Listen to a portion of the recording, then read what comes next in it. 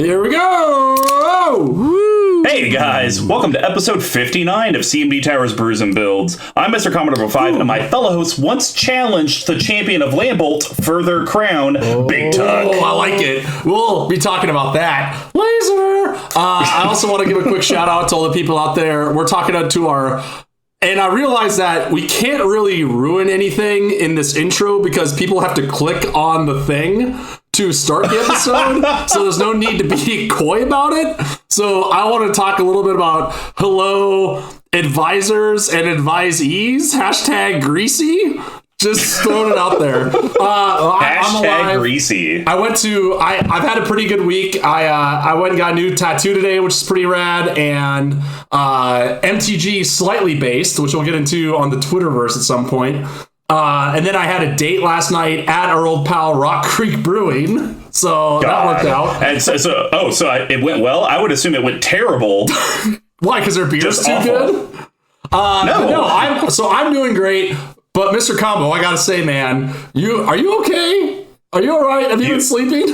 I mean, unfortunately, I feel like you ask this every Thursday evening when we record. Facts. Facts are I do sleep, but this week has been a hell week for me. I know that is a phrase usually used for secondary education for these things called fraternities and sororities. Oh, I see. For me, it's when a multi-billion-dollar company puts out a multi-million-dollar RFP Monday afternoon and wants it turned around in 4 days. Sure. So, sounds very taxing. Yeah, it's absolutely terrible. But in non-stressful notes, I am knives deep in Ghost of Tsushima on PS4. Oh yeah, I was just gonna ask, have you been able to play more of it? Yes, so I have, so anyone who knows me, I do like challenges with video games. I don't just do it for the story, I actually do it as well for the challenge. So sure. I play on the second from the hardest, which, by the way, the hardest, and I think I told you this, Big Tuck, but Squeeze, yes. or this person that I don't know who's here. I'm sorry, whom? Question mark? No one, because we're not ready for that bit yet. Yeah. The hardest on Ghost of Tsushima, one knife strike and you die. Right, which is nuts. It's absolutely crazy. Wait, is it 1 or 3? The one you're playing on is like 3, right?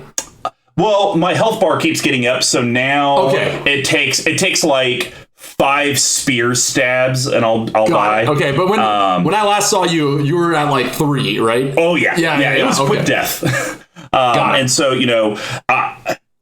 other than it's very difficult to kind of learn the combat mechanisms in the beginning of the game, and so you die a lot. Right. Now I'm further enough in to where I'm doing these really cool quests, like getting armor and equipment from these legendary samurais and ninjas from across, their history. And oh man, you've gotten Bushido. Yes, it's actually one of the games now to where I'm so invested, I have to tell myself to stop. Yeah, or I'm just gonna keep playing. Well, I was gonna say about the last thing on the game thing. Like we talked about that before, where it's like it's reflective of our personalities IRL, how we play video games, because you're like, I go through and do everything that I possibly can do between checkpoint 1, checkpoint 2.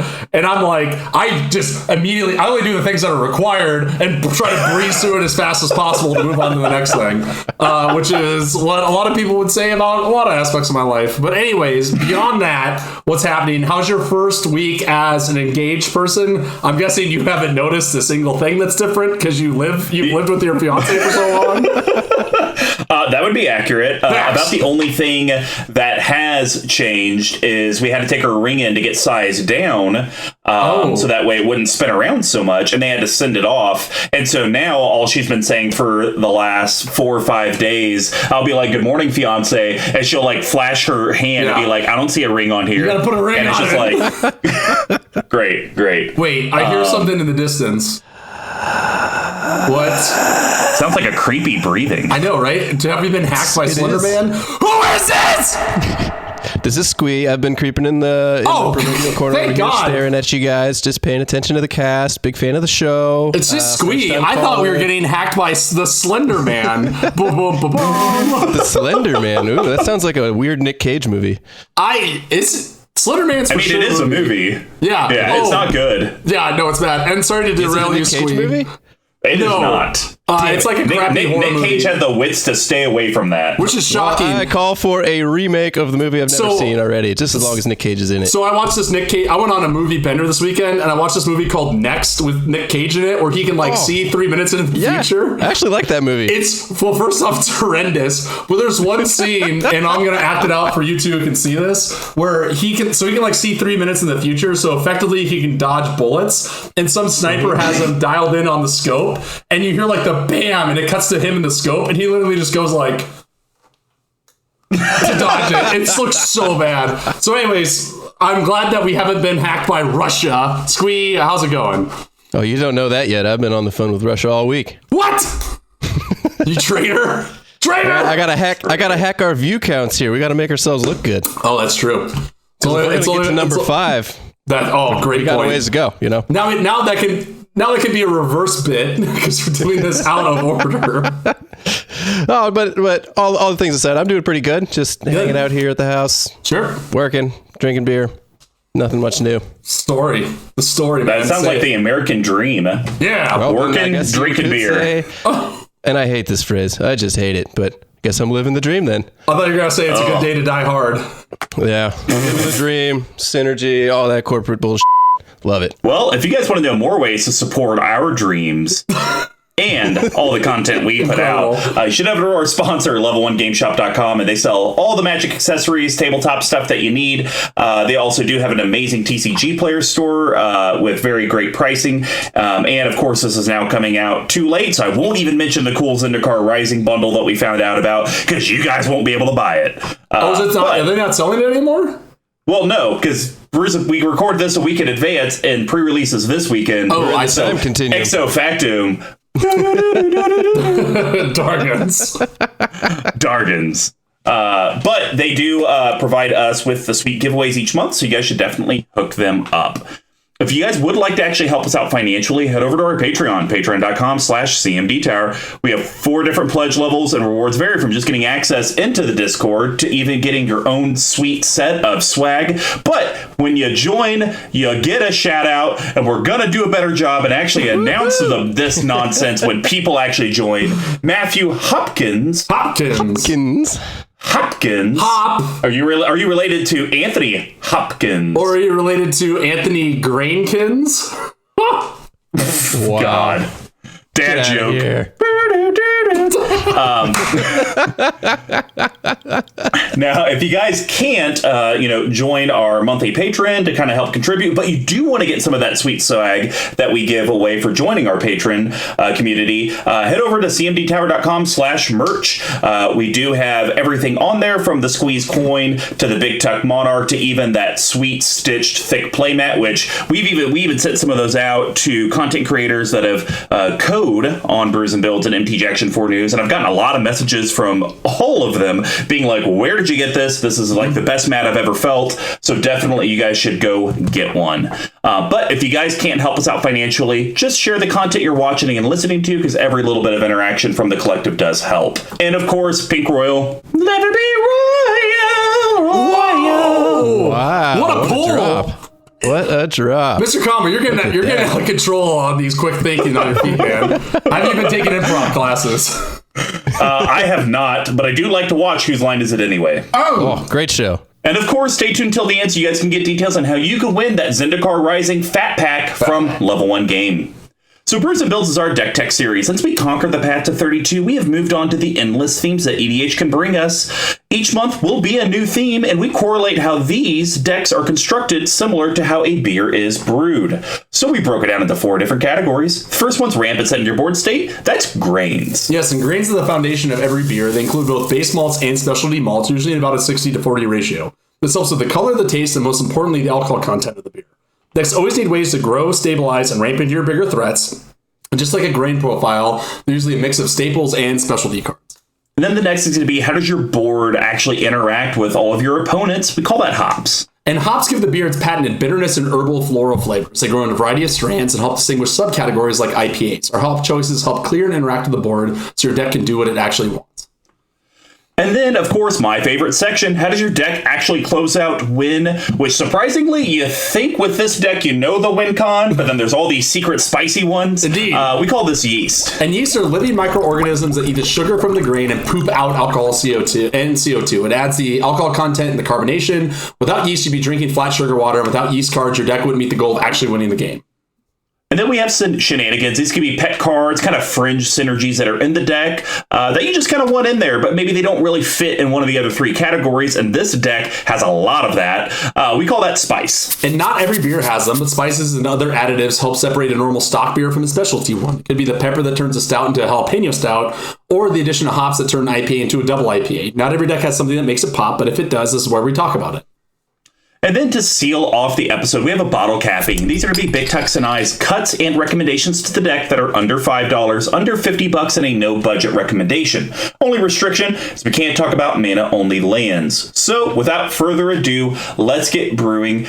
To conclude our month of Tribal, we went a little bit different. Instead of just picking slivers, elves, or goblins, we went for Ezuri Calls for Order with his Persistent Petitioners. Yeah!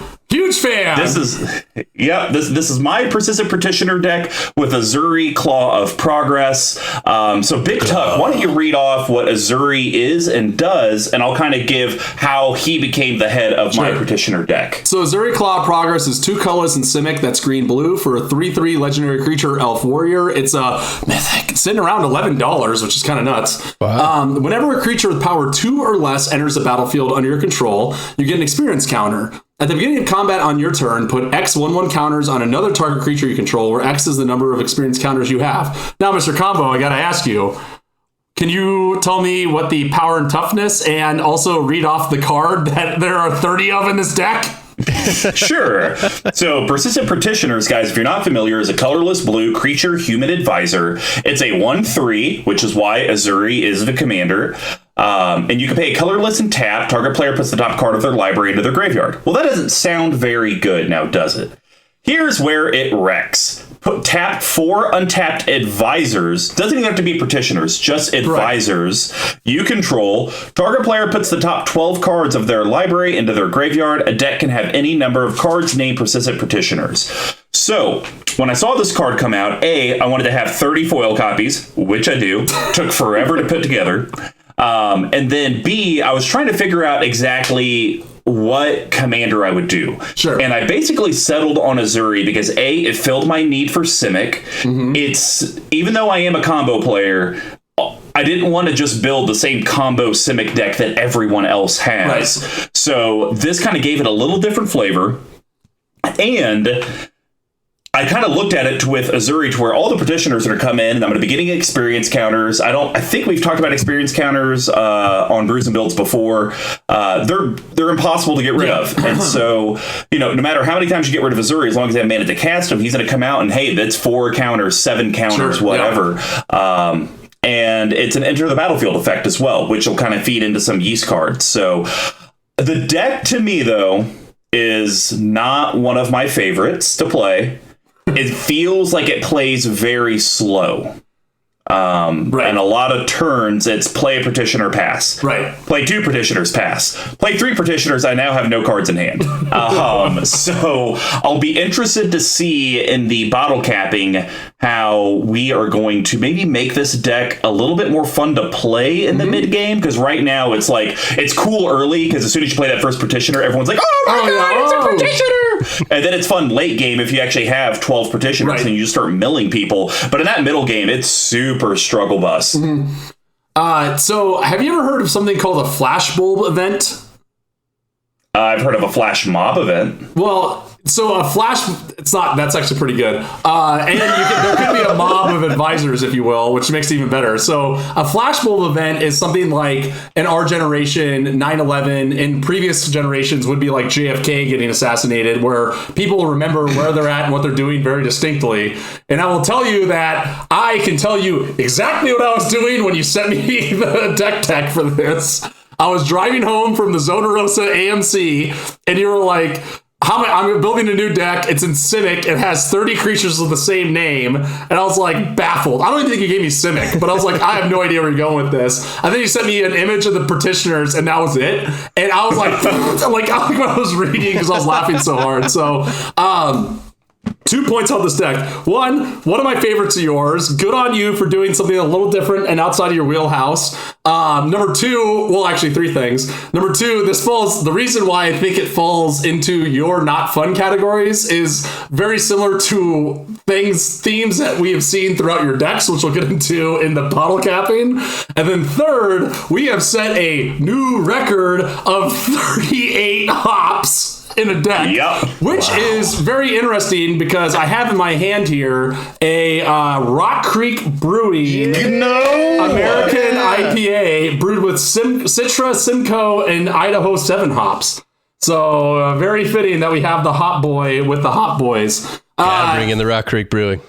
So anyways, that all being said, I did have a couple things of note. Number 1, the CMC is 265, which is pretty good considering the backup cards you have in this deck.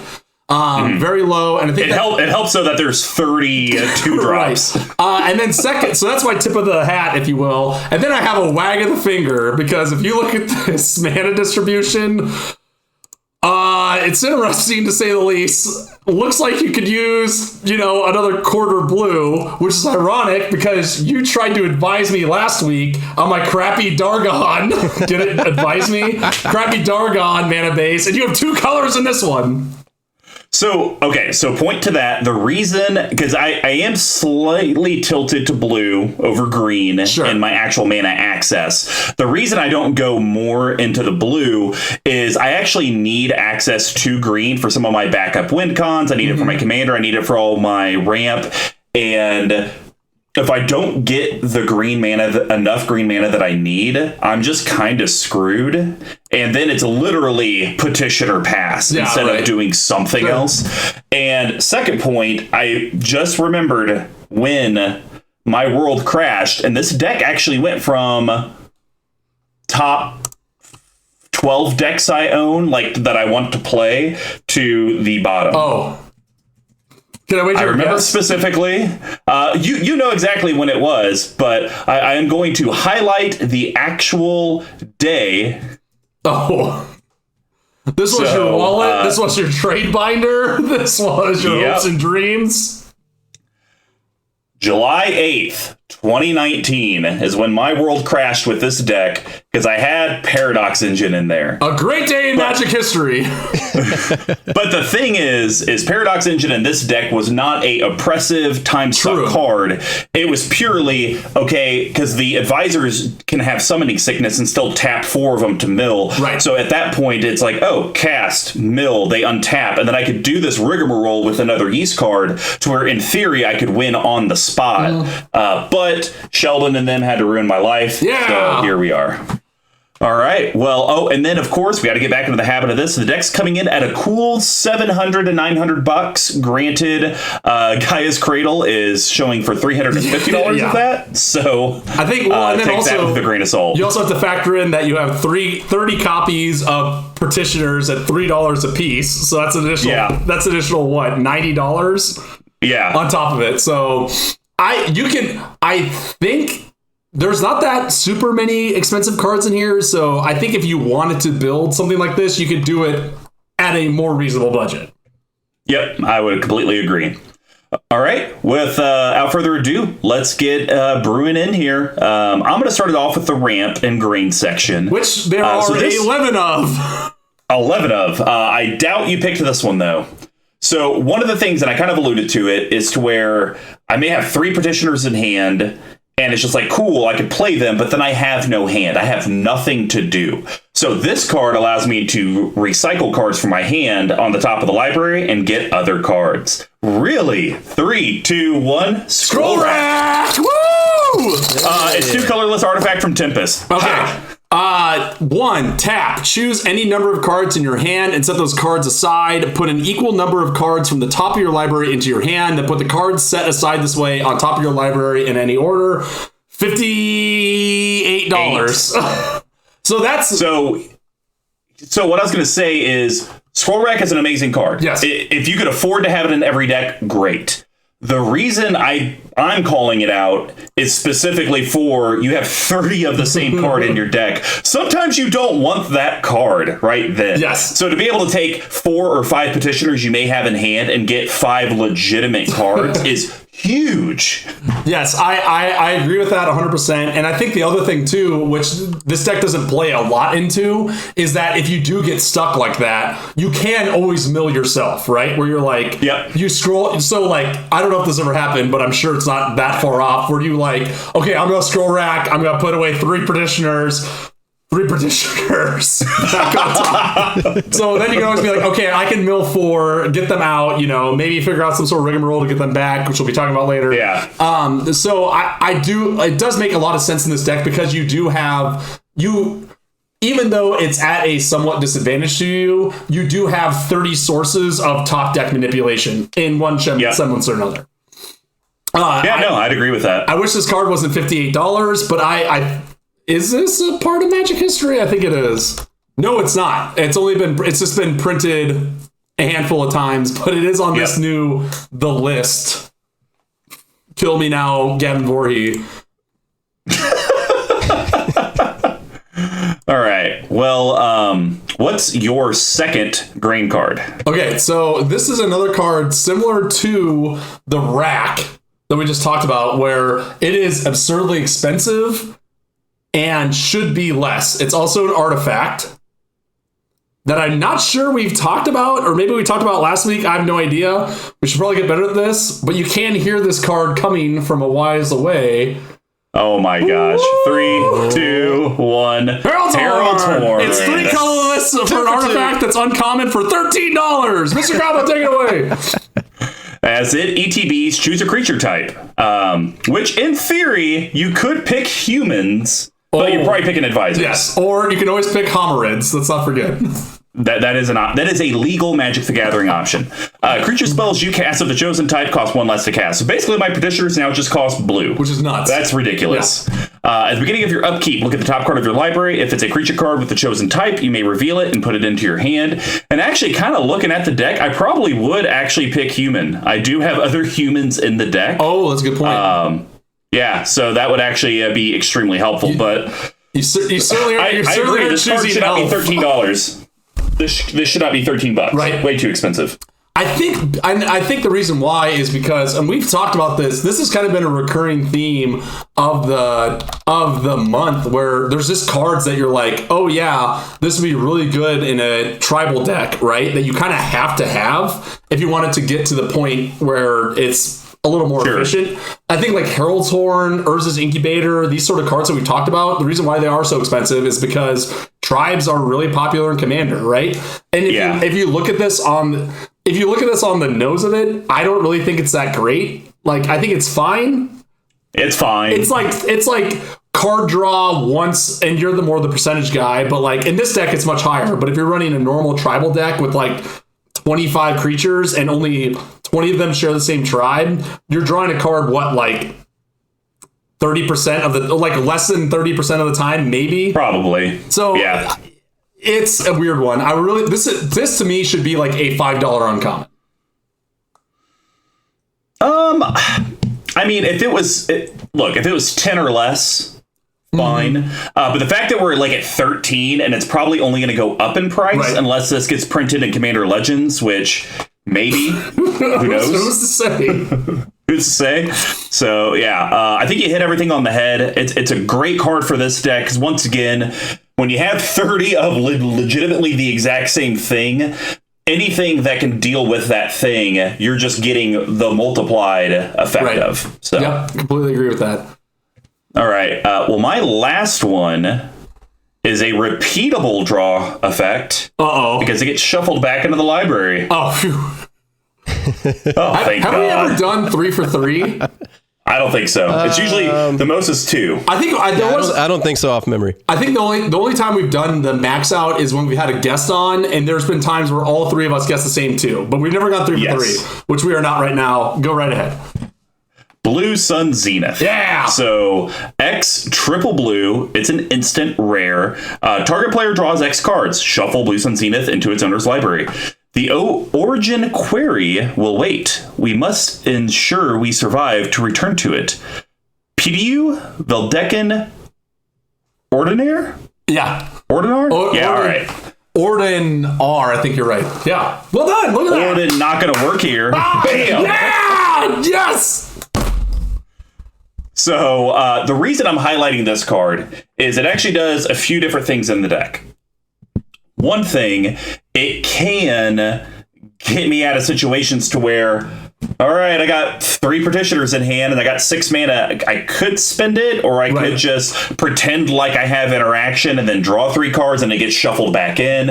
It's another great card because I do have some win cons that are spicy that deal with not having cards in my deck. So this can kind of help me accomplish that if it's late enough in the game and I milled myself. It just does a lot. And something that is interesting tech that would be more of a Yeast card, if I've milled someone enough, but maybe they have that Kozilek or something, that, hey, if I mill Kozilek, it's just going to get all shuffled back in. If I have enough, it's like, okay, well, I'm going to do it.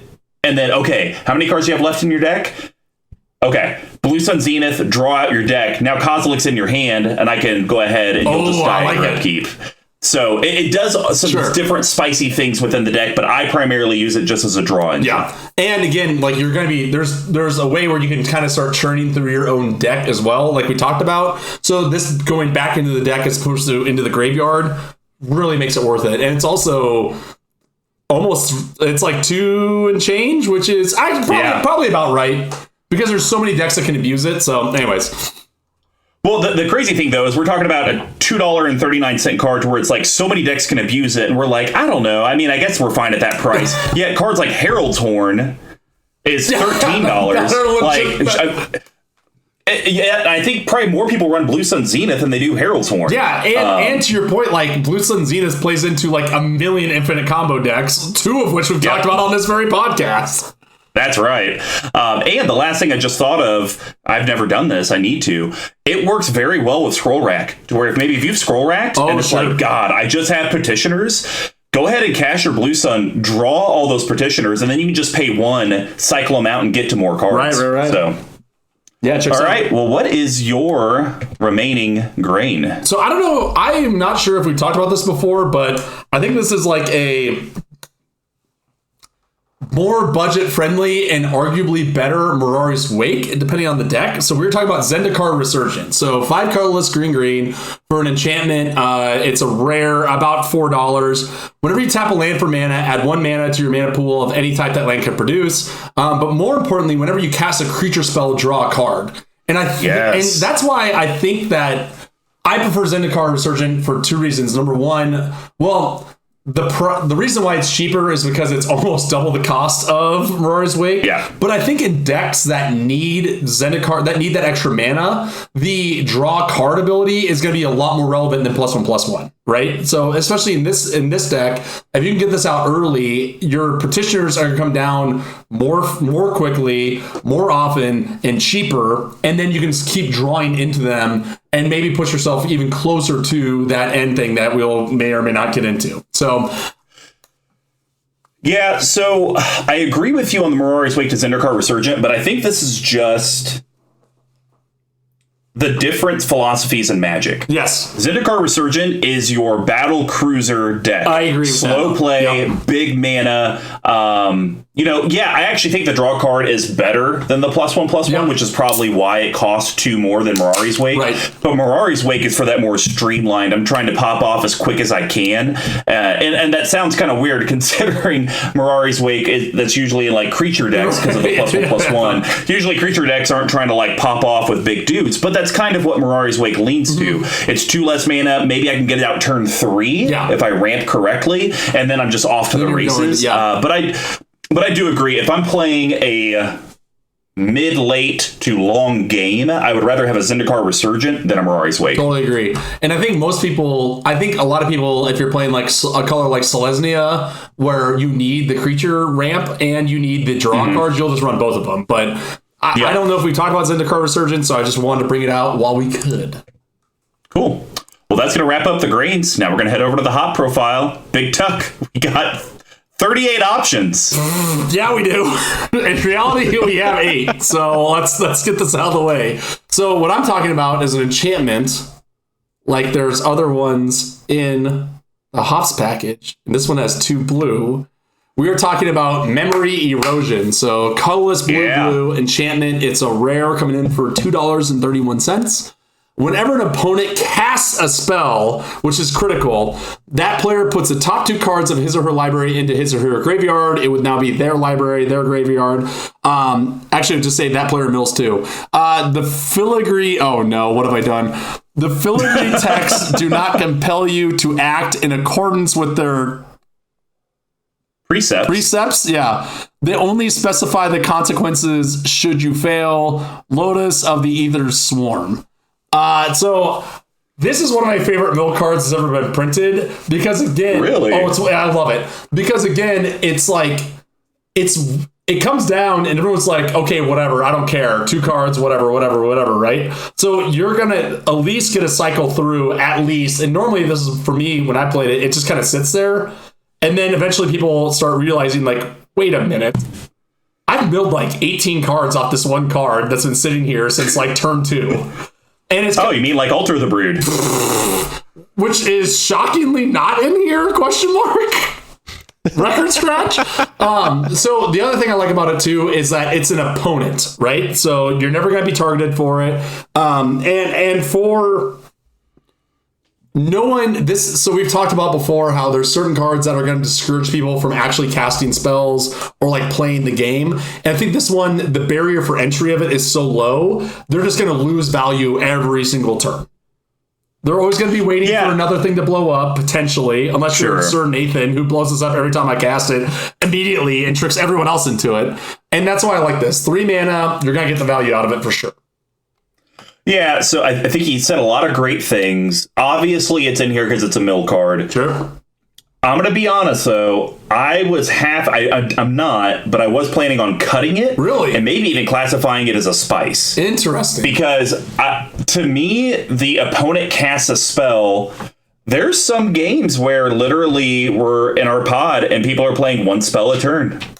Like our play group, at least, isn't necessarily the one to where it's like, oh, Duff is playing with us. He's good for 4 to 5 spells a turn. Because that's what I think you need to get the value of this. And I think that's very key to when people talk about how milling out your opponents is not a viable strategy in EDH. Because of the fact there's 100 cards there's 3 of them. And this thing doing 2, it's like, okay. But I just, at a principle, cannot take it out because it's a mill card. It's so efficient. Also, I always forget that everyone playing in the Kansas City group are a bunch of hashtag cowards. What do you mean? You're the king coward. You never play with us anymore. I have things to do on Sundays, thank you. But also hashtag blasted.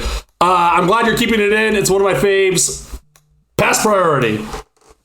So my entire hop section, just to kind of put it out there, is all interaction based. Because we could talk about mill cards, but you know what they do. So the first one I want to talk about is a counter spell that I think I first saw get played on game nights. I had never seen it before, and it's only 46 cents. And it's Simic. Simic to cast. 3, 2, 1. Plasm Capture. Forest, blue, instant rare. Everything serves a purpose, even you, Voral of the Horclade, which we haven't seen any of those decks, which I used to see rampant in Chicago. Whole Clade.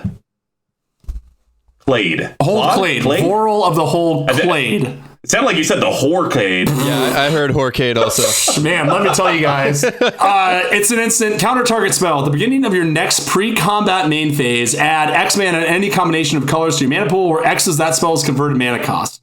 So it's kind of like a 4-cost mana drain. Yeah, but I do like it that you get any combination of colors. That's really helpful. And I really like it for this deck because, you know, we kind of talked about how my color distribution's a little bit off, but sometimes I do need access to the green. And me leaving up 2 green, 2 blue, people may just think regular counter spell. You know, I'm going to try to downplay it enough to where it's late enough. Okay, I cast my Zendikar Resurgent. I'm going to take 7 mana.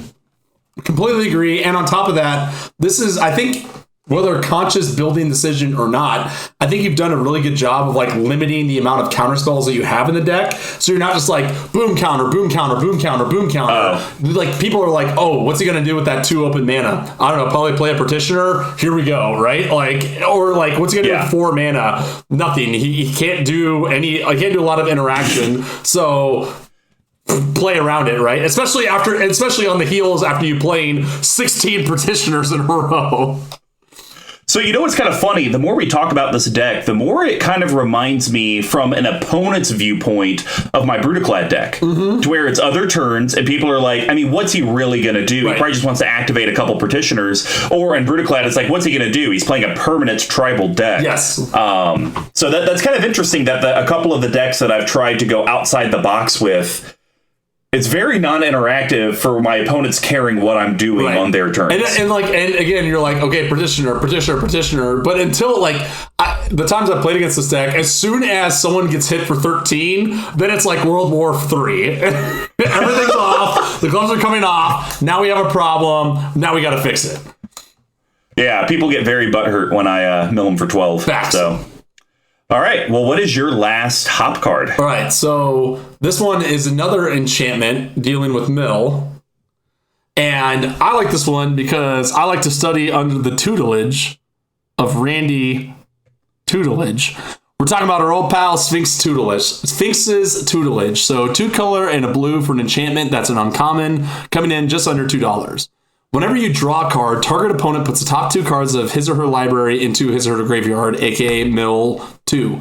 If they're both non-land cards that share a color, repeat this process. 5 colorless and a blue, draw a card, then discard a card, I guess. And lastly, you've never considered the implications of dealing with another telepath, Jace.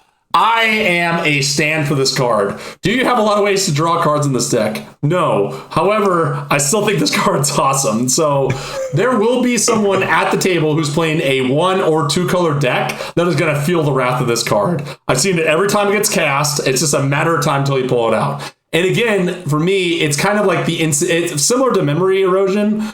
It's kind of that incidental, drips and drabs, if you will, of mill, where this is the minute you cast this, because you're not playing Nekuzar or some other insane draw tribal spell or deck, this is something that you're going to sit and you're going to see it work over and over and over again. 2 cards here, 4 cards there, 3 cards there, just by playing the game of Magic, right?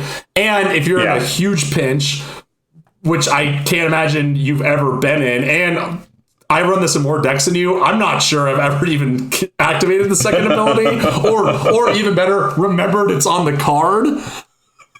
Just the fact that it's 3 mana for that incidental mill is why I think it really has a home in this deck. Yeah, I like it. I think the reason I'm a little bit higher on this than Memory Erosion is because I believe Sphinx's Tutelage will probably mill more cards per instance than Sphinx's Tutelage will. So, I think in our play group, I see more probably 3 2 to 1 color decks. Mm-hmm. Not a whole lot of people play the 4 and the 5 color like you and I do. So yeah, I think in our play group, Sphinx's Tutelage does a lot of work. Right. I just wish it said target player puts the top 2 cards, because then if I wanted to mill myself, that'd be kind of nice. Oh, that would be incredible. But what can you do? What can you do? Yeah. All right. Well, I got 2 left. Like I said, all interaction. So the first one is actually the card that I put in the deck to replace Paradox Engine. It's not Paradox Engine level good. Mystic Confluence. Oh, it's really good, though.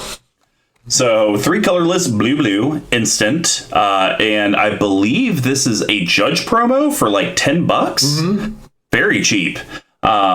Choose 3, and you may choose the same mode more than once. Counter target spell unless its controller pays 3. Return target creature to its owner's hand. Draw a card. I actually put this more in for the counter spell effect but being able to draw cards off of it if literally nothing's happening, or even worst case scenario, someone casts some potential game-ending spell that can't be countered. It's like, well, I guess I'll draw some cards or maybe bounce some creatures. Yes. It gives me a lot of modality that I really enjoy. And I will say this, when it first, I would say 3 to 4 years ago, it was like $15. And I was about to say, I thought it was a lot more expensive. It was a lot. And how the mighty have fallen. It is now $2, which is amazing. Yes, I agree completely. The counter target spell, unless its opponents pay X, Y, and Z, by and large is not great in Commander, right? Because it's a lot of mana. So like your mana drains, your dazes don't quite have the impact they do in different formats. However, the fact that you can stack it up, and B, the fact that you will always be able to get something out of it. There's never going to be a chance where someone's going to, or very rarely, there's going to be a chance where someone can pay 6. Pay 9. Or 9. Absolutely, right? Like, no chance. Like, you're always going to be able to bounce something and draw a card, right? Or whatever the case may be. We've talked about in this podcast over and over and over again how much we like modality and how important that is to the game. So, completely agree. Great counterspell. Great. And like the best is if you can, and I don't know if you've ever been able to do this. Have you ever been able to do all 3 in one go? I actually don't think I've ever casted it in the last year and change that it's been in the deck. So easy enough. That. All right, and my last one is actually my favorite counter spell card in Magic, period. I like it more than Force of Will. I like it more than Mana Drain, Disallow. Mm-hmm. I love this card. That's sitting still at $5. Colorless, blue, instant, rare, counter target spell, activated ability or triggered ability. How easily your flames are quenched. Baral, Chief of Compliance. I love this because basically it's counterspell, and the colorless mana buys you the ability to do activated and triggered abilities. Right. And that can be the difference that saves your life. Yep. Some people will have an Aetherflux Reservoir and be like, you know what? I'm going to pay 50 life and deal 50 damage to you. And it's like, what are you going to do? A lot of people forget that Disallow exists, and it's like, Disallow? Right. You just paid 50 life for nothing. Yep. Bye. I couldn't agree more. Like the modality of this, the ability of it, the fact that if this card said, and I think the reason why it is $5 is because if it said counter non-creature or permanent, I don't know, whatever. That's why it's good, because there's like people still for some reason play like cancel, which is just 3. Oh yeah, it's insanity. So the fact that this will ding them, and there's so many commanders that live and die off this, where if you can just save yourself from one activation of it, you could steal the game away from the other person. So yeah, 100%, or stop their combo that they're about to do. Think of like when Mikkel used to do his Brago combo with Strionic Resonator. It's like, oh, Brago on the stack before you can even start it. Disallow.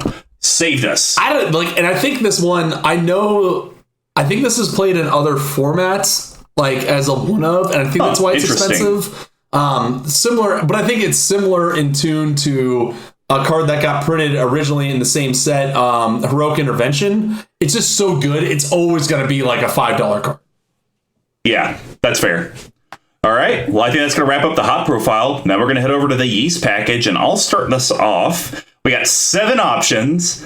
Have to imagine we're going to align. So this card is kind of like a Paradox Engine, but stuff has to come into play for it to work. So we're talking about Intruder Alarm. Oh, yeah. 2 colorless blue enchantment.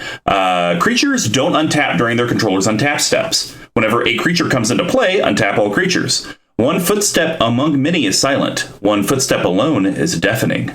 So the reason this is in my Yeast Package is because, well, once again, my petitioners just have to tap 4 of with Summoning Sickness or without, and they're milling people for 12. And my goal is to play more petitioners and keep doing it. But here's the kind of cool thing to where I'm putting the choice and the modality in my opponent's hands. Say I have 8 petitioners on the battlefield. I just milled Big Tuck for 24.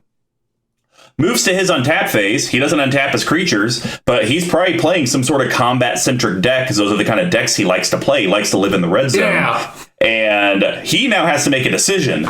Does he want to be able to possibly swing, but then give me the option to maybe mill him again for 24?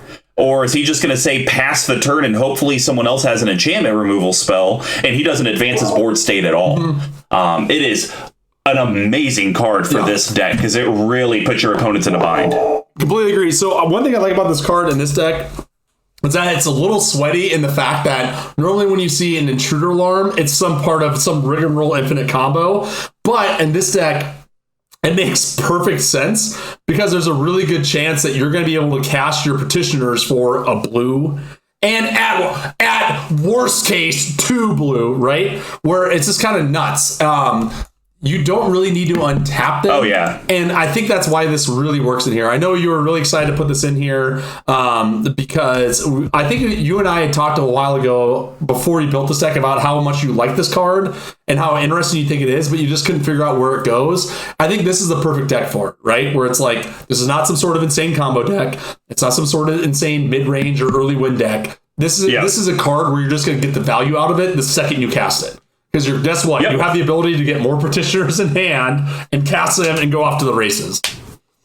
100%. And it actually kind of ties into a pseudo win con that we probably will be talking about the card. All right. So Big Tuck, why don't you start us off? What is your first Yeast card? So you put this on me. You put this curse on me from the beginning of the episode. And we're going to talk about a human warrior that is, in my opinion, kind of underplayed. So this card, I think, is deceptively good, and more people should run it. So we were talking about Champion of Lambholt. So colorless green for a 1/1 human warrior, which is weird because if you look at the artwork, it looks deceptively elfish. Oh, it's totally an elf. Which is stupid because this is from Innistrad, so there's no elves on Innistrad, which is nuts. It's a human warrior. So creatures with power less than Champion of Lambholt's power can't block creatures you control. Whenever another creature enters the battlefield under your control, put a 1/1 counter on Champion of Lambholt. So 2 things. Number 1, I have seen the very sad day where eventually you've cast enough petitioners and had enough experience counters where you move them onto a petitioner and just swing it in with like a 15/15 petitioner. I've seen it and it's very strange, but it makes sense. So I think this Champion of Lambholt is like the perfect Yeast card in this deck because it feeds into the themes of your deck of like milling people away from the resources, right? Having this big wide board coming out whenever.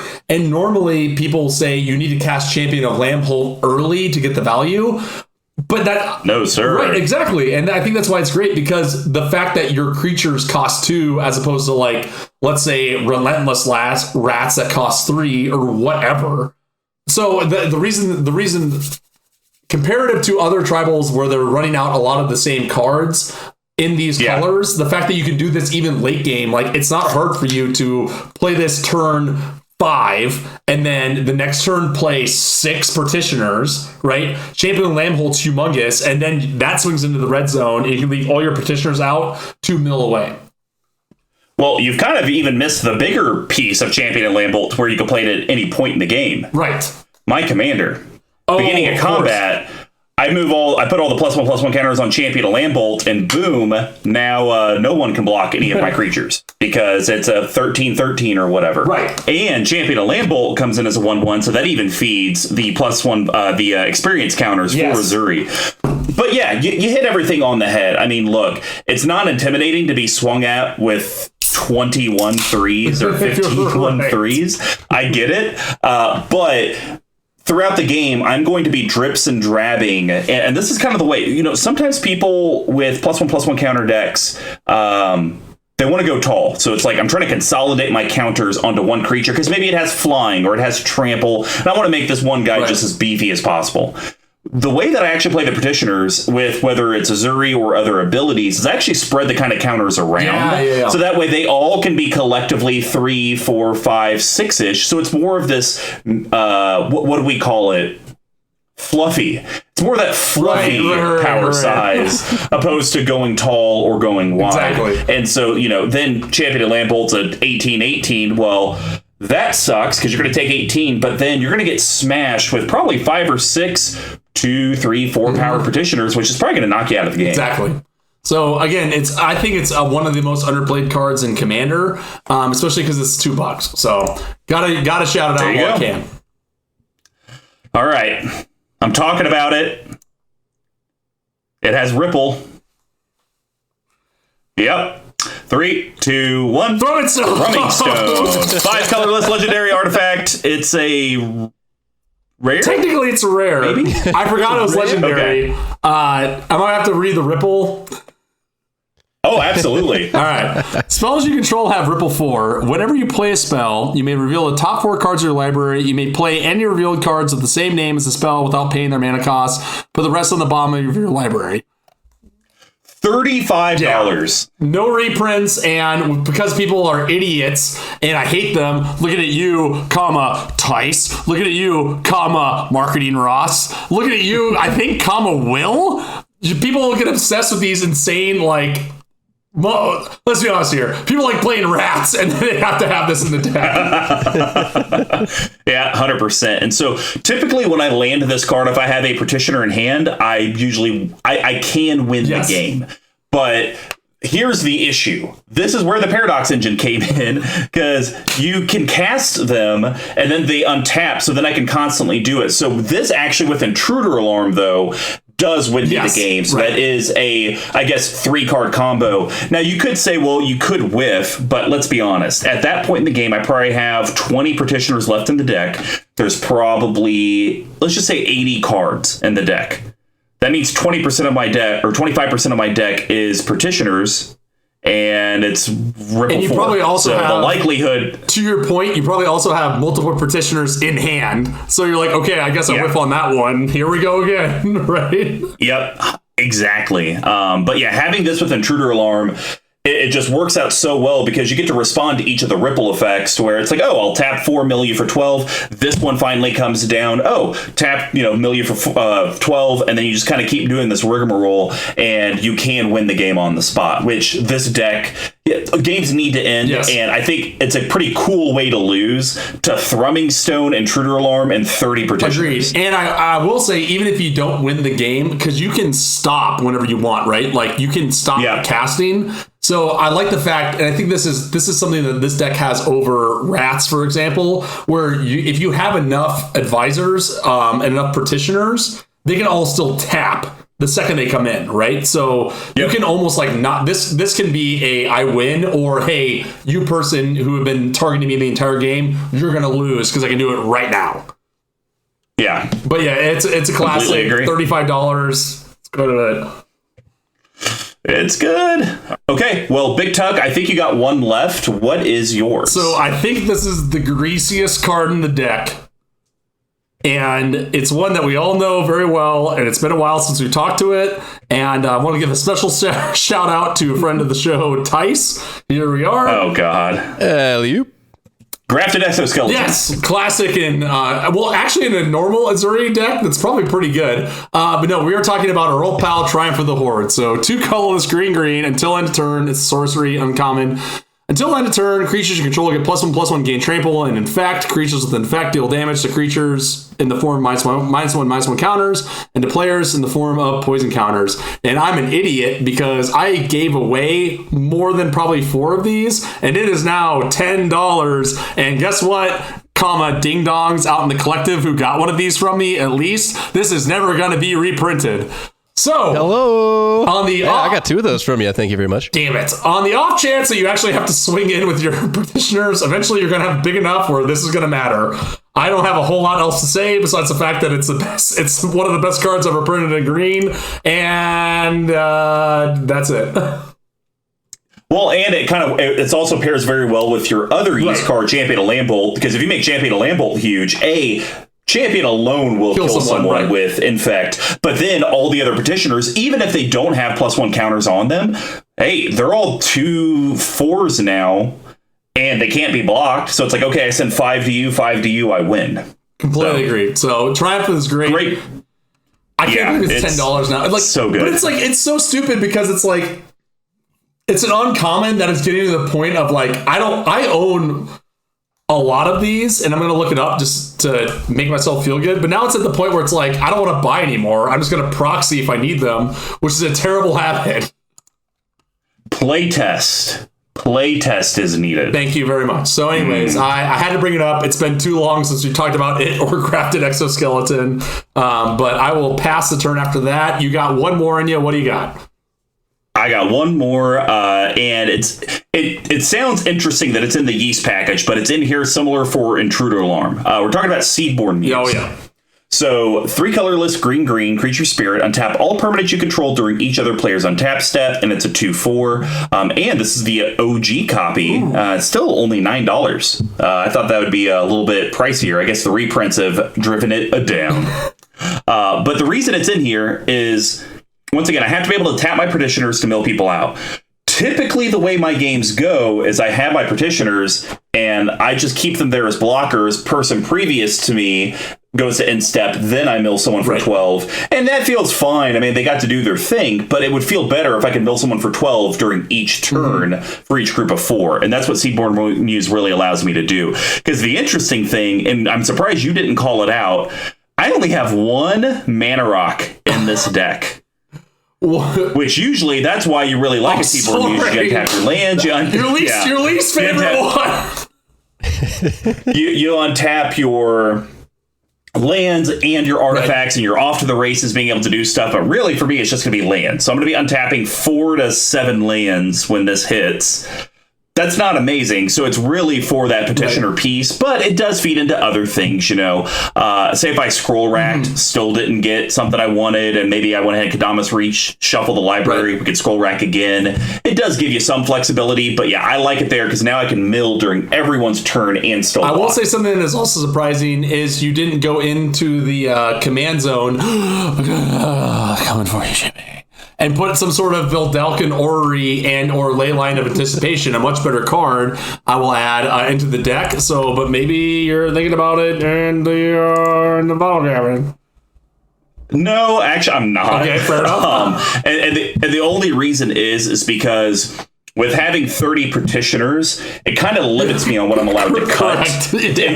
Yeah, so it's like, I guess I could just start cutting petitioners, but then that kind of takes away from the deck. And all the other cards are so specific that any kind of change, it's like you lose a entire strategy out of it. So that's probably the reason why I didn't put it in to begin with, and I wouldn't put one in now. But maybe I'll be surprised in the bottle capping.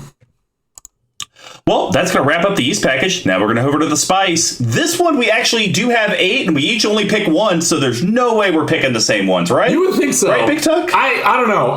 The one I saw in here was one I wanted to go with immediately, so maybe that'll change it. And it's my play, right? Start us off. It's going to be, it's a sweaty card, which is why I like it so much, because you really have to work for it. It's an enchantment.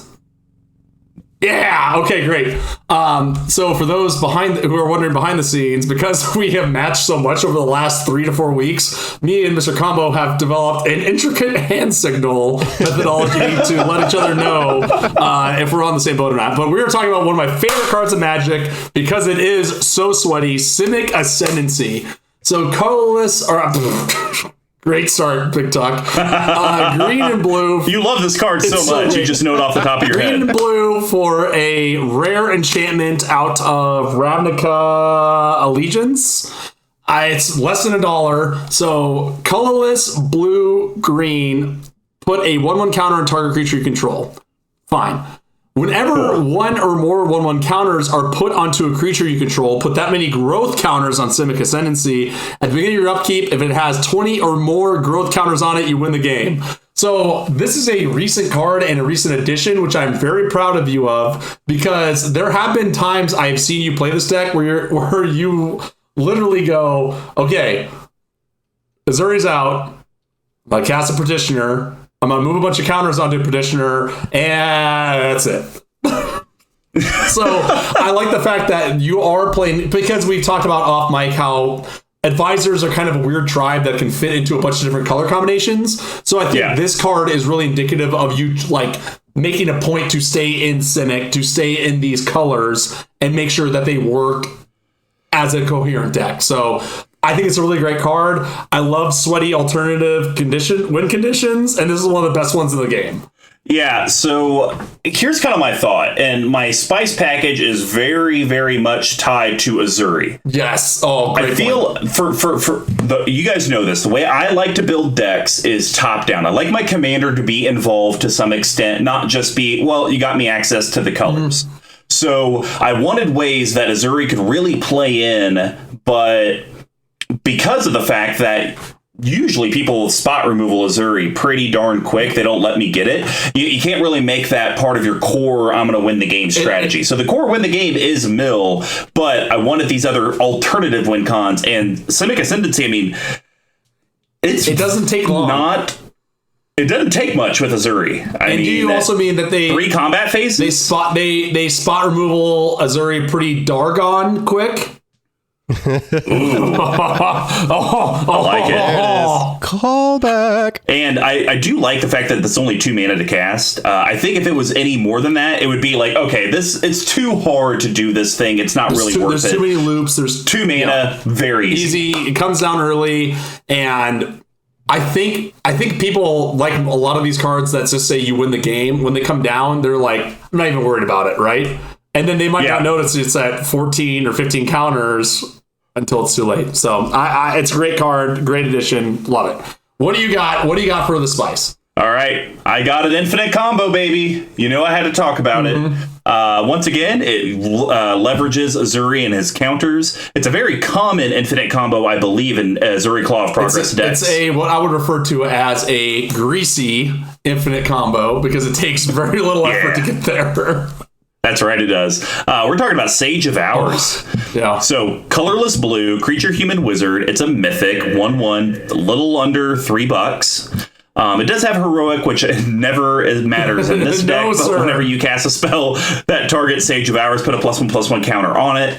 But then the more important thing, remove all +1/+1 counters from Sage of Hours. For each 5 counters removed this way, take an extra turn after this one. The great thing about this card is, unlike that, I think it's a bird, or it's a blue creature that whenever it deals combat damage for the first time, you get to take an extra combat phase, but then he can't attack. Oh, Metamine the Ageless? There we go. So it's kind of, I like that they didn't put that type of restriction on this, because it very well could say, for each 5 counters remove this way, take an extra turn after this one. You cannot take any more, or this ability can only be activated once, or something to that effect. Better, and like I just now you hearing it read in your beautiful dialect, I will add. I realized that it wasn't. If this card was fair-ish, it would say remove all 1/1 counters from it. If 5 or more were removed, take an extra turn. Sure, that would be a little bit more fair. That's a trick. But the trick though is I don't even care if I remove 5 multiple times. Right. I like it because that extra turn, I get another combat. Ezuri puts 5 more. I would just remove those. And the nice thing is that it's one of these infinite combos that it's very clear exactly what's going to happen. Right. It's just like, hey, I'm just going to mill you guys out. Right. You guys okay? So we're good. So for those playing the home game in the collective, if you see this card cast ever, it's not something where it's like, oh, it's just hanging out. Maybe I'll get there. No, it's destroying immediately. This card is cancer. You must cut it out as soon as efficiently as you can. Well, I think that's going to wrap up the spice package. Now we're going to head over to the bottle capping. And as a reminder, these are going to be big Texanized cuts and recommendations to deck that are under 5, under 50, and a no budget recommendation. We just can't talk about mana only lands. So I'll start this off. I am going to cut, and it's interesting because I've been cutting these more and more frequently, which I don't know if that means I'm a bad Magic player, or maybe I'm just realizing these are overrated cards. Okay. But I'm cutting Swiftly Boots. We can do it. So 2 colorless artifact equipment. Equipped creature has hexproof and haste. Equip 1. Big Tuck, why don't you read that flavor text? I sure can. Not see it because he didn't wear his glasses. There is great wisdom in rushing headlong into combat if you're prepared. Kenjek, Captain of the Thousand Swords? Jesus. That's there, right? That's it, isn't it? Wow. Yeah, sure. Why not? All right. Nailed it. All right, so yeah, basically, long story short, there's no critical one creature that this deck needs to protect. Your commander doesn't want to probably ever swing. I guess it'd be good to have this effect to put on Ezuri so people don't get rid of him immediately, but to just waste a slot in the deck for that is absolutely waste. I agree with you, and I've been doing the same thing now that Lightning Greaves are at an affordable price. Where if you have Swiftfoot Boots in a deck just to protect your commander, and your commander doesn't care about swinging or anything like that, or if you're not stacking equipment on top of your commander or anything to that tune, Lightning Greaves is all you need. And you get it now for a couple bucks. So yes, I'm 100% on board. So I am cutting it for a card that is a human, so it would fit my human tribal theme. Oh, this kind of is like a human tribal deck. Interesting. And it gives me somewhat of an interaction with graveyards. I think Stitcher Geralf would actually be really good in this deck. So this is 3 colorless blue, legendary creature, human wizard. It's a mythic. It's a 3/4. 2 colorless blue, tap. Each player puts the top 3 cards of his or her library into his or her graveyard. Exile up to 2 creature cards put into graveyards this way. Put an XX blue zombie creature token onto the battlefield where X is the total power of the cards exiled this way. I don't really have ways to interact with graveyards in the deck. Right. This still gives me somewhat of a semblance of mill. To Big Tuck's point earlier, Scroll Rack put 3 advisors on top. I just drew 3 more. Well, I really don't care. Right. I need to get him out of there. Self mill. It gets my opponents as well. I think it does a lot. Now, if this was in the deck, I'd probably put this as a spice card because there's not really any type of cool rigmarole to do with it. But I think this over Swiftfoot Boots is just a funner card to play. Totally agree with you on that board. And also this plays into Intruder Alarm because when it creates that thing, it untaps itself, so you can kind of go again. And if you're running out of mill, or if you just need creatures on the board to defend yourself with, that plays very nicely. Same thing in. That's actually a great idea. Same thing with Seaborne Muse, where you have something to do on everyone's turn. Start zapping them there. Build up your attackers of the mill strategy, or you can't get to one of your other rigmaroles. I think this card is deceptively really good in this deck. Really good. You just made me want to move this to a hops card, to be honest. I think it could be. I absolutely think it could be. I think you just talked me into it. Let's do it. All right. Well, what is your first under $5 ad? And what card are you going to cut I'm also cutting Swiftfoot Boots. I'll make it easy. Same thing. Yep. Don't need it in the deck. So we talked about this card, and I'm still surprised why it's not in here. So I'm going to put in Tamio, Collector of Tales. How do you not have this in here? As soon as it got spoiled, you're like, this is going right in my Petitioner's deck. So did I say that? Two colorless, green and a blue. You can get it for 75 cents, but there is an expensive version for just over $5 if you want it. It's legendary Planeswalker Tamio. It's a rare, comes in with 5 loyalty. Spells and abilities your opponents control can't cause you to discard cards or sacrifice permanents. Pretty good on its thing. +1, choose a non-land card name, then reveal the top 4 cards of your library. Put all cards with the chosen name from among them into your hand and the rest into your graveyard. -3, return target card from your graveyard to your hand. So, there's 2 things that this deck falls into, which is common Mr. Combo traps. Number 1, very few ways to card draw. Pretty typical. Yeah. Second off, if I remember correctly, non-existence graveyard recursion. No way to get something back. So the fact that this will draw you cards into your petitioners, which we've kind of agreed you need to work, right? You need those petitioners for this deck to work. Plus it, and then every once in a while, kind of what we talked about, like the hallmark of a good Planeswalker is being able to plus it and then minus it for value. Now you can get back your Beastmaster's Ascension, your Champion of Limeholt, your Phage Sables if someone just murdered it because they're an idiot because they want murder in their decks. A boosh. Seems like it does a lot for 4 mana. I'm not gonna lie, I forgot this card existed. You were I don't know if we were on the Discord yet, or if we were just like messaging people in Facebook. The second this card got spoiled, you posted and be like, "Dibs! If you find a copy, get it. It's going in petitioners." Yeah, totally forgot about it.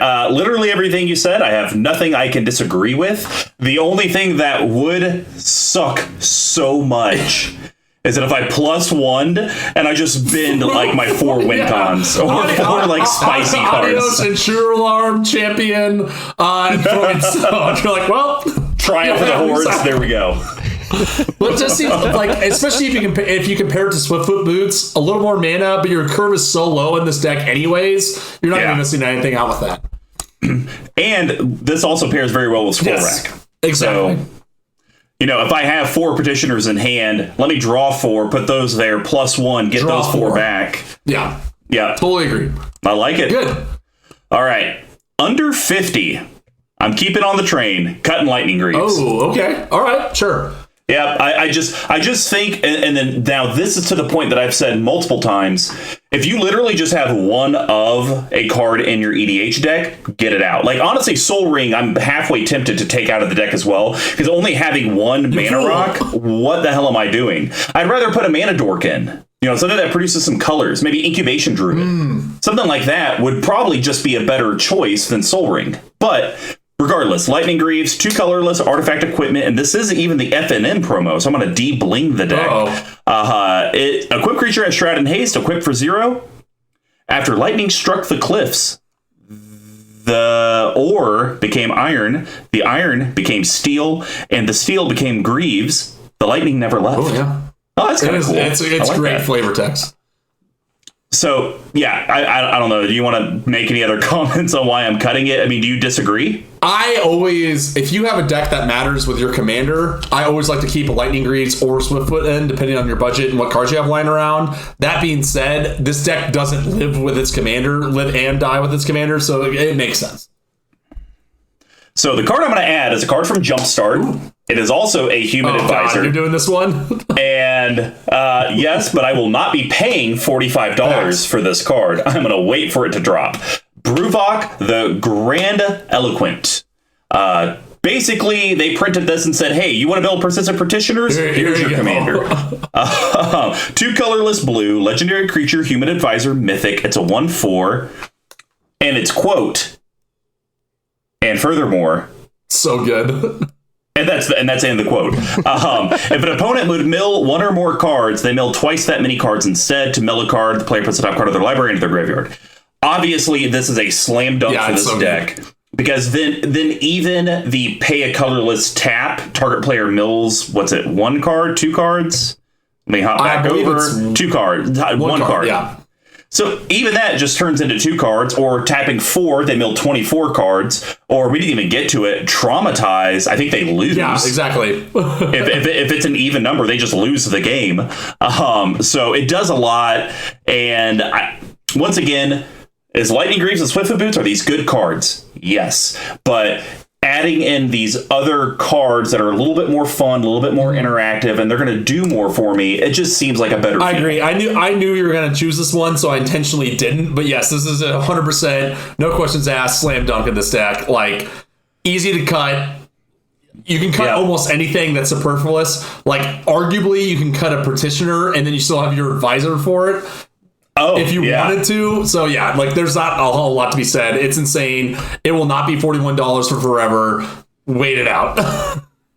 Right. Yep, 100%. I think probably when it gets down to 20, I think 20 will probably be the sweet spot because Mill is so popular now. I think he's still going to be in high demand. We just have to wait for more mystery or more jump starts to come out. All right, what's your under 50? All right, so I'm going to cut Master Biomancer. What? I don't think this card. So again, like I think that this card's interesting, and the other one I'm going to cut. I'm cutting it for similar reasons. So Master Biomancer is 2 colorless, green blue for a 2/4 elf wizard. It's a mythic. Each other creature you control enters the battlefield with a number of additional 1/1 counters on it equal to Master Biomancer's power and is immune in addition to its other types. Nature is a wonderful engineer, but works far too slowly for my taste. So again, the times where you actually go into the red zone with your army in this deck are fairly few and far in between, right? So the counters on it don't really matter outside of a handful of other cards that you have, right? So the other 2 in the spice package mostly. And I think that there's I think that if this card wants to focus on the mill aspect of things, there's other cards that would help you get to that point, as opposed to having this like backup combat sub theme, because you already have the Champion of Lambholts. These are the ones in here as well. Yeah, I don't know, man. It's because it's like, okay, so if I get rid of Master Biomancer, then it kind of feels like maybe I don't need Champion of Lambholt, because, you know, Ezuri puts counters on Master Biomancer, Champion of Lambholt comes out, automatically gets all those counters, and then possibly put more on there. It's just, the reason I have it in the spice is, once again, if it has to revolve around Ezuri, it's you got to take it or leave it type thing. I'll be interested to see what you add for it, but yeah, to cut it, it's going to have to be a very compelling card. I think Champion Landhole is better because you're going to be casting a bunch of low-cost creatures and Champion gets bigger, which helps your other creatures as well, whereas Master Biomancer just makes them bigger because of no evasion. So that's my argument for keeping Landhole in versus Biomancer. Okay. However, this one's hot off the presses from Zendikar Rising. We are talking about your old pal. I knew you were going to choose one of the mill cards that came out recently, so I luckily got the other one. Maddening Cacophony. Colorless in a blue for a sorcery with kicker 3. Each opponent mills 8 cards, which is a very good value for 2. And this spell was kicked and said each opponent mills half their library rounded up. Completely bonkers. If you're going on the mill thing, you can pay the same amount for Traumatize, which we talked about some other time that I don't remember, and you get to mill yeah, exactly. You get to mill everyone for the half their library. So if I'm building, I want to build this deck to where it's a little bit more, less focused on the combat and more focused on the mill. And this card is a slam dunk to do that strategy.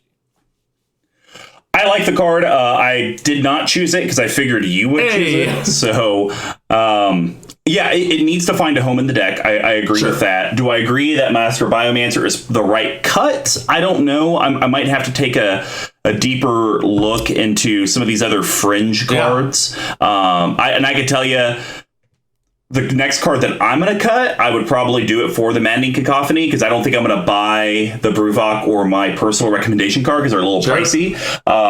So, yeah, I have no arguments for getting the card in the deck. It's just which card do I cut it for? All right, well, so what's your last one? Because I got something that's a little interesting. Yeah, I do too. Ooh. I'm going to cut Rite of Replication. That was on the list for me for sure.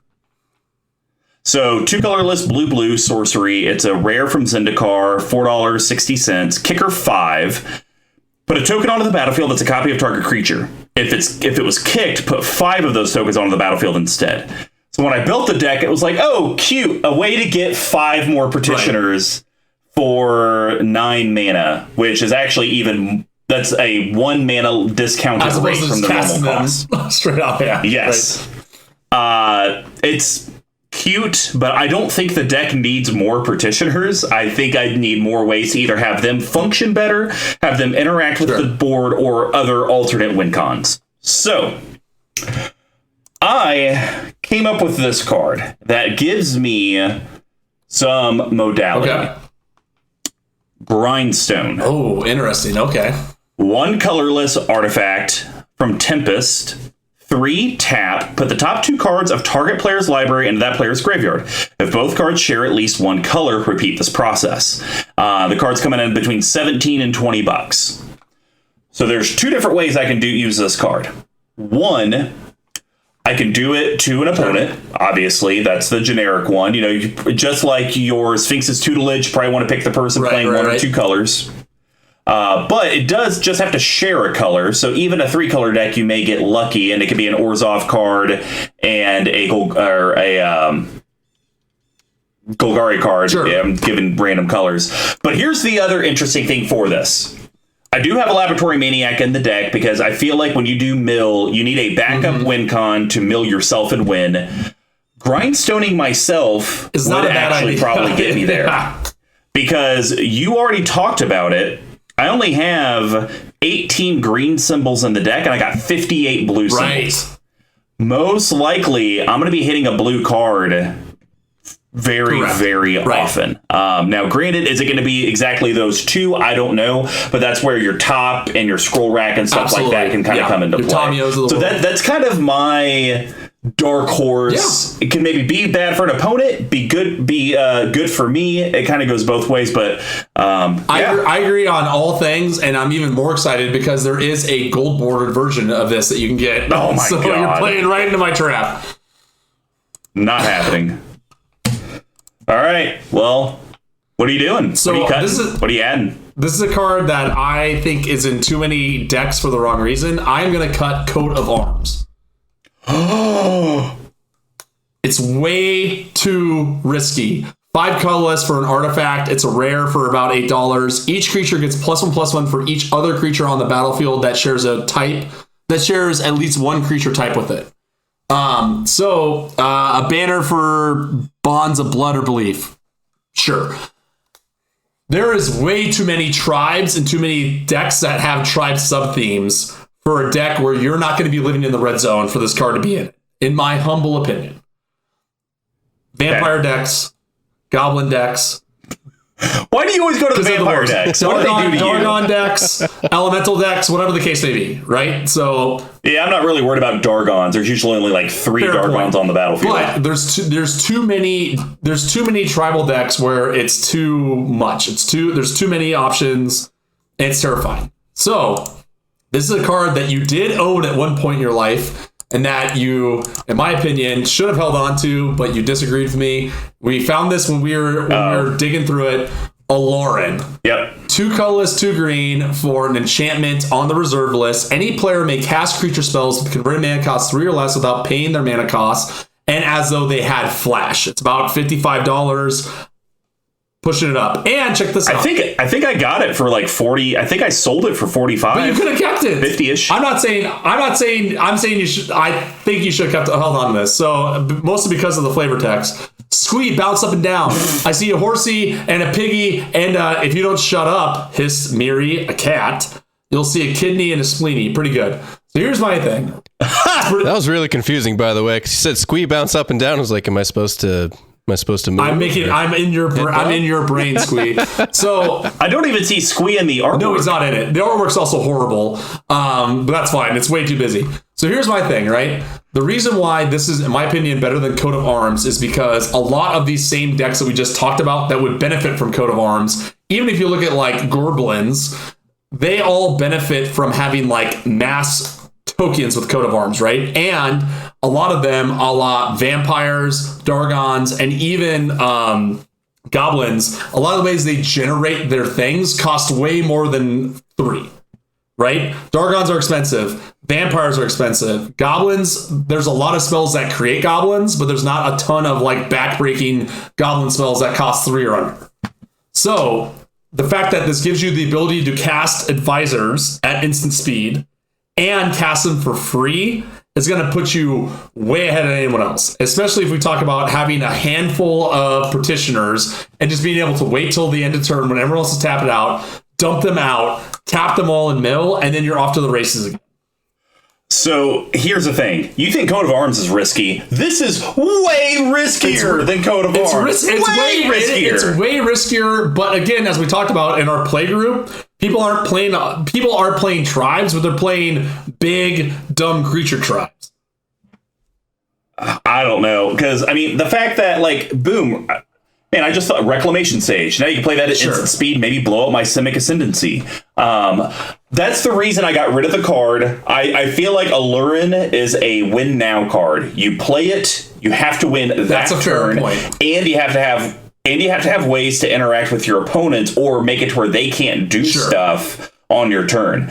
Unlike Coat of Arms, it is also a win now card, but it's I play it, I swing, I win now. So that's my only gripe with it. If it just said any player may cast a creature's card with total casting cost 3 or less whenever he or she can play a sorcery without paying its mana cost, then I would be fine. I think that's still a risky card, but I think it has the same inherent risk as Coat of Arms to where, well, I play it on my turn, I'll have to see what you guys do on your turns. But the fact that they get to play it for free and at instant speed, maybe someone else has this Zendikar Resurgent out. Oh, thank you. I'm just going to draw out my deck. I'm saying someone could be playing a Chulane deck. The risk reward for Aloran for me in this deck is a much better gamble to run on than Coat of Arms. Because I've been burned by Coat of Arms before. People think it's a great tribal card, and I'm telling you, it's not as hot as people think that it is. Well, let me tell you what it is hot. The fact that we're at the end of the episode, and as promised, here's some details about our giveaway from our sponsor, Level 1 Game Shop. We are going to be giving away a Zendikar Rising Fat Pack. To enter, it's extremely simple. Just promote the content we produce. You get an entry for every interaction you do with us on social media. We will announce the winner on MTG Action 4 News October 6th and social media soon after. And yes, we're doing these giveaways each month. It just depends on whatever Level 1 Game Shop can hook us up with. But one thing that we do love is see those sweet comments. Not too sweet, just sweet. On whatever consumption platform you're watching or listening to us on, whether it's 5-star reviews, little tidbits, limericks, maybe. Hey, maybe you could tell Big Tuck that Aloran is too scary of a card. Whatever it is, please leave it out there. We do love to see it. If you'd like to reach out to us and also find out more ways you can enter into the contest, here's how you can do that. You can reach me at Mr. Commodore 5 on Twitter, all spelled out except for the 5. Big Tuck, where can they reach you by apparently playing at instant speed and playing crap for free? I've actually been on Twitter. I've been enjoying the interaction more, so you can find me on there at Big Tuck tweeting on the tweeters. You can reach our main account at CMD Tower on Twitter as well. You can go to our website, cmdtower.com. Basically, all you got to type in is Champion of Lambolt, Memory Erosion, Dramatic Reversal, Tower.com. Boom. Squee, if people want to get a hold of you in that Manolith commentary, how would they do that? Oh, you can find me on Facebook or Instagram at Rich Chaos Records, or now, especially now, get at me at dearsquee@cmdtower.com. Oh, yeah. Ask me a question. Articles are out. We've started. We're going to be doing them weekly on Wednesdays. So send in those questions. Chuck the Slice had a great question on the first one. Go to the website, peep it. Tell me what you think. If you want me to talk about Manolith, just ask me a question about it. I'll rail on that for like 3 to 4 pages. Let's go. Other than that, you can find me at DearSquee on Twitter. Ask me anything you got. Yeah, maybe hit up Squee to let them know that they just printed a better Manolith, so there's no reason to now run Manolith. Oh, believe me, I've been told that there are better Manoliths out there to a numerous degree. He can handle all your audio recording needs and editing, and does have a full studio. If you ever do come to the KC metro area, mask required, jockstrap optional. That makes me uncomfortable. If you'd like to support our sponsor and let them know that you really appreciate these monthly giveaways, head over to level1gameshop.com. When you place an order in the order notes, just type in CMD Tower so they know that you came from the collective. They do have their own TCG store. They do have their own storefront. For whatever you need, board game, tabletop experience, go hook them up. If you would actually like to help us up with a little cha-ching, you can head over to patreon.com/CMD Tower. We have several different reward tiers, and you get that Discord access. You get the guest shout-outs. But we are getting closer and closer to our 50 patron goal, to where we will start to have you, the collective, on Brews and Builds once a month. So please keep infecting those that you love, people that you hate, and people that you're indifferent with. We need more for us. Plus, you do get additional entries into the monthly giveaways for all the tiers that you would be a part of. If you can't help us out from a consistent monthly perspective, but you would like to pick up some of our sweet swag, head over to cmdtower.com/merch. We have all the different merchandising on there. I don't know if we've even figured out the shipping yet, so shipping's still only $3. And we still have it out there for the first 10 people that order. We're going to go ahead and throw a little something extra in your package. But you can pick up our playmat, our sleeves, all of our reminder stuff, all the cool things. And even we'll get to a point where maybe we'll have Squee commissioned artwork on there. Ooh, or even community commissioned artwork. There's a lot of arty folks. I like that. Give you guys, sell whatever you guys have on there and give you guys a slice of the pie. Ooh. And of course, thank you again to Pink Royal for the music provided. So Big Tuck, you were so hyped for this. You really wanted to do it earlier than we did, but Ezuri calls for order. It's completed. This completed our tribal month. How do you feel? I think we went out on a bang, to be honest with you. This is one of the decks of yours that I like the most. I wish you played it more often. And it's also like one of the decks that you play where it's like, we're going to do Plane Chase or something weird, or, there's one that we always do it when we do like Kingdoms, back when we used to play RRL. This would always come out, and it's incredible. So I like this deck a lot. Like, I know it's I can understand why you don't like it because the win percentage of playing this deck is pretty low. So that makes sense. But I think I've won. It's very fun. I think it's a really interesting build, and especially for like a Simic deck. I think there's a lot of interesting things that you did with it. Yeah, I think I disagree with some of your ads and cuts, but I think you've also given some reminding me that I actually like this Tameo card. I'm definitely interested to do some swaps. I mean, kind of looking at the cards, I think I have 1, 2, might have 2 or 3. Nice. Of the cards that we've talked about in the bottle capping that I can add to the deck. So that may be sliding that in tonight. Ooh. Well, that wraps up, ladies and petitioners. Good night. Bye.